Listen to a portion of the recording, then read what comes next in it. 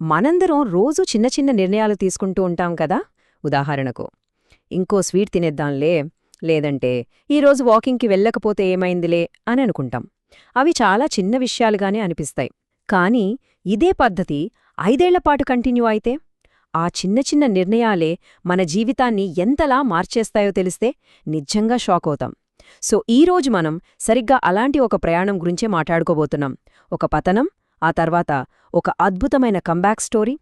సరే, ఒక్కరోజు junk food తింటే ఏమవుతుంది?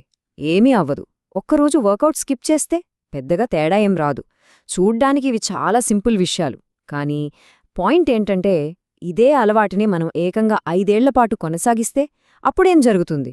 అక్కడే అసలు కథ మొదలవుతుంది. మన శరీరం నెమ్మదిగా, స్లోగా మనకి సిగ్నల్స్ ఇవ్వటం స్టార్ట్ చేస్తుంది.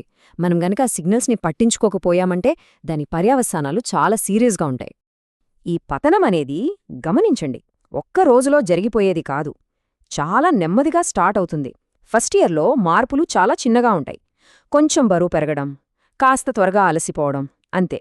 వీటిని ఎవరూ పెద్దగా పట్టించుకుంటారు చెప్పండి? తర్వాత చూసుకుందాంలే అని లైట్ తీసుకుంటాం. కానీ అసలు ప్రాబ్లం స్టార్ట్ అయ్యేది అక్కడే. ఇక 2వ సంవత్సరానికొచ్చేసరికి సరిగ్గా నిద్రపట్టకపోవడం, స్ట్రెస్ పెరగడం లాంటివి మొదలవుతాయి.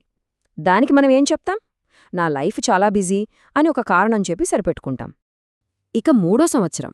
ఇప్పుడు డాక్టర్లు ఎంటర్ అవుతారు. బీపీ, షుగర్ లెవెల్స్ పెరిగాయని వార్నింగ్స్ ఇస్తారు. మీ లైఫ్ స్టైల్ మార్చుకోవాలి అని గట్టిగా చెప్తారు. అయినా మనం వింటామా? సరే డాక్టర్, రేపట్నుంచి పక్కా అని చెప్పి మళ్ళీ వాయిదా వేసేస్తాం. అలా 4వ సంవత్సరంలోకి అడుగుపెడతాం. ఇప్పుడు రోజూ మందులు వాడటం కంపల్సరీ అయిపోతుంది. ఎనర్జీ లెవెల్స్ మొత్తం జీరోకి పడిపోతాయి. శరీరం మన కంట్రోల్ తప్పుతున్న ఫీలింగ్ వచ్చేస్తుంది.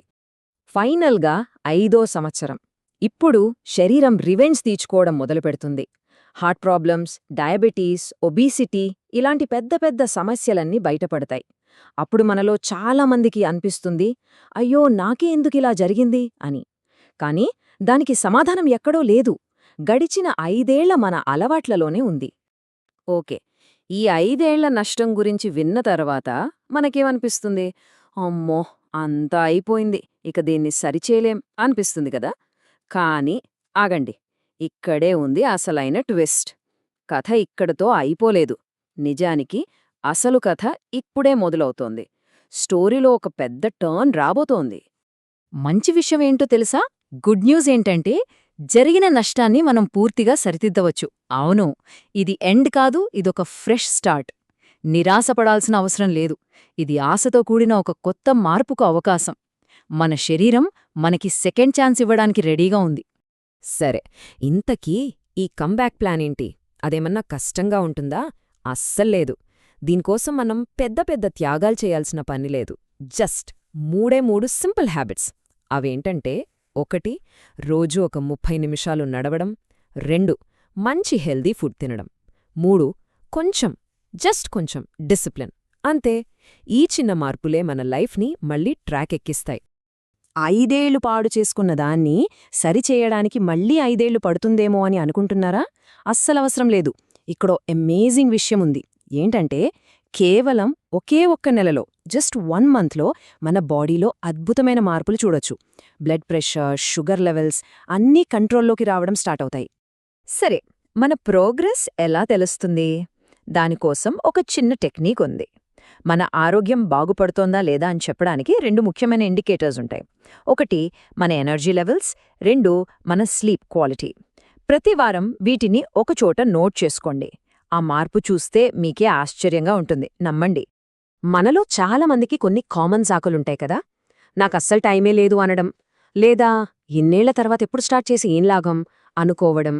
ఇలాంటివి మనం చాలా వింటుంటాం.